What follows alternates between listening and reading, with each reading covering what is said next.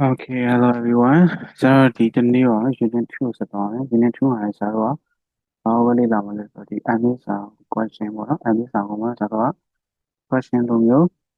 लो ये मिले हम जाने लो ये मिले ना सारा दी का ला तो वाला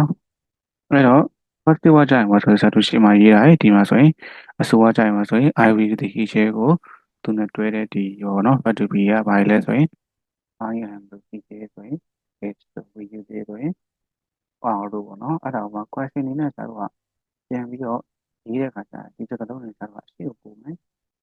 အဲ့တော့ project ကောင်းလို့ဆိုရင် I am နေပြီးတော့MI ဖြစ်သွားမယ်ဒီ H it is ကနေပြီးတော့ let's see is she is it ဆိုပြီးသွားမယ် we are you are they are နေပြီးတော့ are we are you are they လို့ပြောဖြစ်သွားမယ်ဟုတ်ပြီနော်အရင်တစ်ခါဆိုတော့ verb ရဲ့နာမှာဘာတွေလိုက်လို့ရတယ်ဆိုရင်လိုက်လို့ရမယ် place လိုက်လို့ရမယ်နောက်တစ်ခုကတော့ adjective လိုက်လို့ရတယ်အဲ့တော့ main ကိုလုပ်တဲ့အခါကျရင်လေဒီကောင်တွေပဲဆိုတော့ main ကိုလုပ်ပါဒီမှာဆိုရင် what's your name နော်ပြောတာလေ what's your name ဆိုတာကဒီ verb ရဲ့နာမည် your name ဆိုတာက noun phrase ပေါ့နော်အဲ့တော့မင်းနာမည်ဘယ်လိုခေါ်လဲ David you married မင်းလက်ထပ်အိမ်အောင်ရှိရတာပေါ့နော် married ကကြတော့ဆိုတော့ adjective question နဲ့လောက်တော့ဒီ verb နဲ့ adjective နဲ့ question နဲ့လောက်တယ် no I'm single ပေါ့နော်လူပြိုက how old are you မင်းတော့ဘယ်လောက်ရှိပြီလဲ25 years old နော်25ပေါ့နော် are you a student မှာလဲဆိုတော့ verb ကိုရှင်းပို့ရဲ subject လာတယ် now complement noun လိုက်ဘာတူရဲ့နာမှာဆိုသုံးဆန်တာပေါ့နော်ဆက်ပြရလို့ဆိုပဲဘာတူရဲ့နာမှာ noun ဝင်တိုင်းမှာ place လိုက်မယ် adjective သုံးမျိုးလိုက်ဆက်ဆိုင်ရနော်ရတော့ဆက်တော့ဒီမှာဆိုကြည့်ကြည့်အောင် am I am I late ပေါ့နော်ဆက်တော့ဒီစံဆက်လေးပေါ့နော်ဟုတ်တယ်နော် am I late မဟုတ်ဘဲနဲ့ am I late နော် am I late နောက်ကျနေပြီလား no you're in time ဆိုရင်နောက်မကျပါဘူးအချိန်မှန်ပါပဲပေါ့နော်is your mother at home အမေအိမ်မှာရှိရဒီ question မှာကျတော့ဘာကိုပြောရလဲ place နဲ့တော့လောက်တာပေါ့နော်အမေကအိမ်မှာရှိရတာဒီကတော့မဟုတ်ဘူးအိမ်မှာမရှိဘူးသူအပြင်ထွက်သွားရပေါ့ Are your parents at home မင်းတို့ကလည်းအိမ်မှာရှိရတာ No they are out နော် they are out ဆိုတော့သူအပြင်ထွက်သွားရပေါ့နော် they are out is it cold in your room is it cold မှာလည်း adjective ပေါ့နော် cold ဆို adjective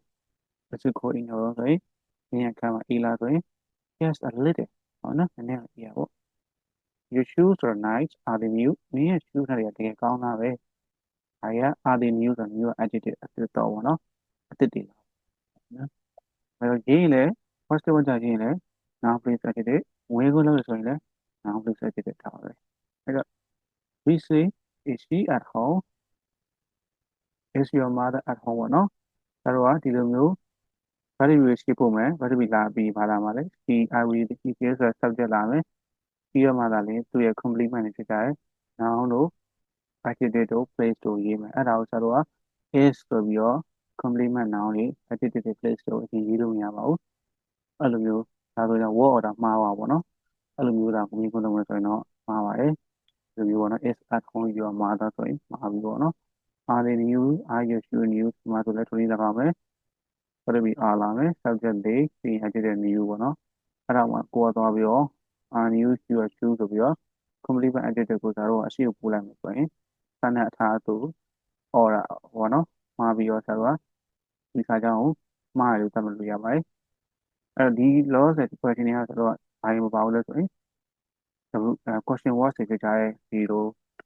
where တို့ what တို့ how တို့ when တို့ပေါ့နော် why တို့ဒီကောင်တွေမပါသေးဘူးဒီလိုတဲ့ဆိုတော့ဒါပြောမယ်ဆိုရင်တော့ဒါလားမင်းကုန်းလို့ပေါ့နော်ညီမတို့ဆိုရင်တော့ဒီမင်းကုန်းတွေပဲဆက်တော့ ပတ်တူပြီးနဲ့လောက်တာရှိသေးတယ်နောက်ကပြီးတော့တစ်ချက်ကြည့်အောင်ဒီမှာဆိုရင်တော့ဆက်တော့ question word တွေတုံးလာတယ်ပေါ့နော် where တွေပါမယ် what who how why ဆက်တဲ့ဒီကောင်တွေပါလာပြီအဲ့ကောင်တွေကြာရင်လည်းဆက်တော့ဘာမှမထူးဆန်းပါဘူးဒီကောင်တွေကိုပုံမှန်ဆိုရင် what ကိုရှင်းပို့တယ်ပြီး subject လာမယ်ပေါ့နော်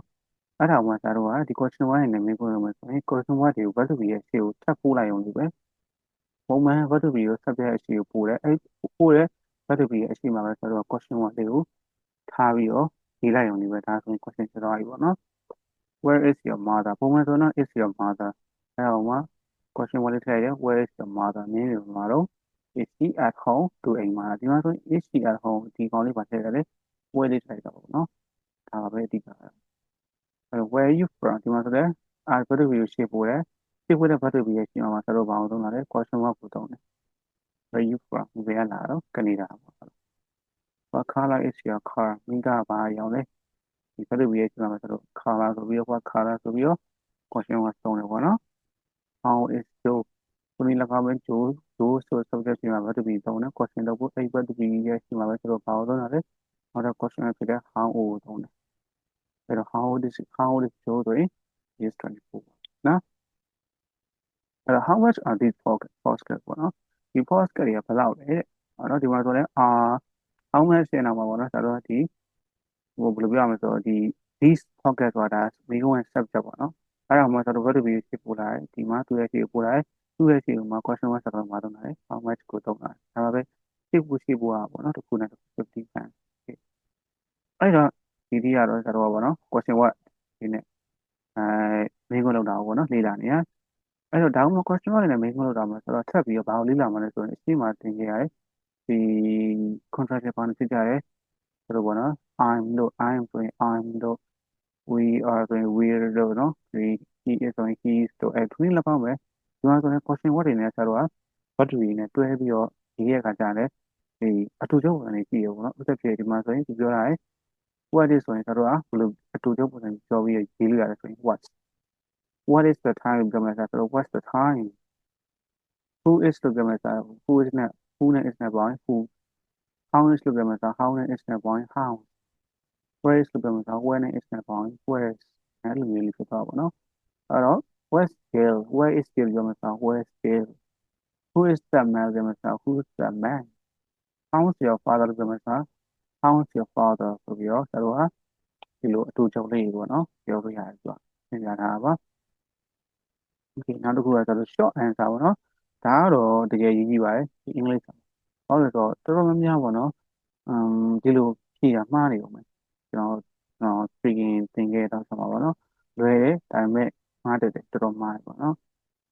အဲ့တော့ကျွန်တော်ကဒီမေခွန်းတွေပြင်မယ်ဆိုရင်ပေါ့နော်ဒီ are you for example ကျွန်တော်ကဆရာတရားပေါ့တော့ are you a teacher ဆိုရင်ကိုမေးရဟုတ်တယ်ကိုမေးရဆိုတော့ကြရင် yes I am ဟုတ်လားကျွန်တော်ဆရာကြောက်ဖြစ်ပါတယ်ပေါ့မဟုတ်ဘူးဆိုရင် no I'm not ဒါပါပဲဟုတ်ပြီနော်ကိုကအဲ့လိုပြန်ဖြေတဲ့ short answer တဲ့အခါကျရင်တော့ yes I am ကိုအတူတူဝင်နေမပြောဘူးအခြေဒီလိုမျိုး down form နဲ့မပြောဘူး I am လို့ပြောမယ် I'm လို့မပြောဘူး I am ဒါပေမဲ့အငင်းမှဆိုတော့ပြောလို့ရတယ် no I'm not အဲ့လိုပဲ yes he is ဆို yes she is အဲ့လိုဆိုဘယ်လိုမျိုးကိုယ်မှဖြေရတယ်ဆိုရင်ဝတ်ထားပါတော့ is he a student သူကကျောင်းသားတစ်ယောက်လားဆိုရင် yes he is ဟုတ်ပါတယ်သူကကျောင်းသားတစ်ယောက်မဟုတ်ဘူးဆိုရင် no he's not or no he isn't ဒီကောင်ကြောင့်နှစ်မျိုးပြောလို့ရတယ်ဒါကတော့နောက်ကပုံစံမသိတာဆိုတော့ဗောနော် no he isn't yes she is she a teacher ဆိုရင်လည်းသူကဆရာမလားဆိုရင် yes she is မရှိဘူးဆိုရင် no she's not or no she isn't နောက်တစ်ခုက IT ပေါ့နော် IT နဲ့ဆိုဘယ်လိုပြောဆိုရင် is it cold outside ဒီမှာအေးလား yes it is ဟုတ်တယ်ဒီမှာအေးရဲ့ဘာလို့လဲ no it isn't or no it's not ပေါ့နော်အေးကိုဒီမှာပူတယ်လို့ပြောချင်တာပေါ့အဲ့တော့ we are ကျတော့မှတ်ထားပါတော့ဒီ yes we are တို့ no yes you are တို့ yes they are ဆိုတာလဲဘယ်လိုမျိုးကိုနေကိုစတော့ဖြေလို့ရတယ်ဆိုရင်ပေါ့နော်ငါတို့ကုန်လုံးကပေါ့နော်ဒီ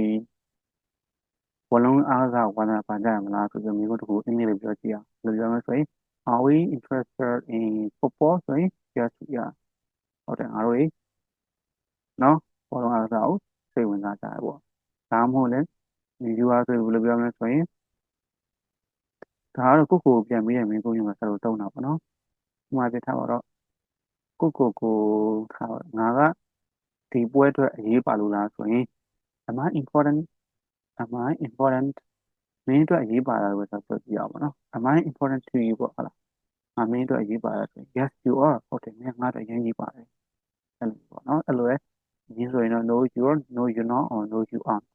အဲ့လိုပဲ no we not or no we aren't ဟုတ်ပြီနောက်တစ်ခုကတော့ they ဆိုရင်တော့ဘယ်လိုမျိုးမင်းကိုနေပြီလဲဆိုရင် are they students သူတို့ကကျောင်းသားကြီးလား are they your parents သူတို့ကမင်းရဲ့မိဘကြီးလားအဲ့ဒါကျန်ကိုယ်ပြန်ပြောမယ်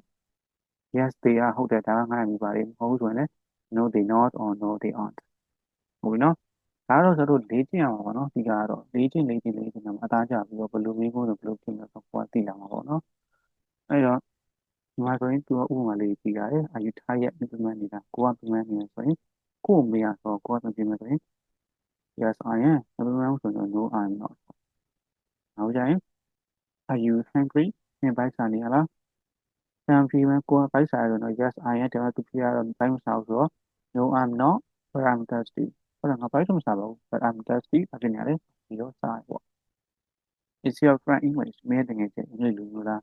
ဟုတ်တယ်ဆိုရင် yes he is မဟုတ်ဆိုရင် no he isn't ပေါ့နော် are these your keys ဒါမင်းရဲ့တော့ရလားဆိုရင်ဟုတ်တယ်ဆိုရင် yes they are မဟုတ်ဘူးဆိုရင် no they aren't ဘာလို့ they ကိုသုံးတာလဲဆိုတော့ these your keys တော့ဒီ these ကကတော့အနေလားများအများလေးအများပြီးအရာဝတ္ထုဖြစ်နေတာဆိုတော့ ID လည်းသုံးလို့မရဘူးဝီဒီပြောလို့မရဘူးအများလည်းဖြစ်နေတာဆို ID လည်းသုံးလို့မရဘူးဒါဆိုသုံးတာတစ်ခုပဲရှိရဲ they ရကြောင်းနော် yes they are that's my seat တန်ငါ့ခုံမဟုတ်ဘူး no it isn't မင်းရဲ့ခုံမဟုတ်ဘူးအဲ့လိုပေါ့နော်ဒီမှာသူပြောတာလေ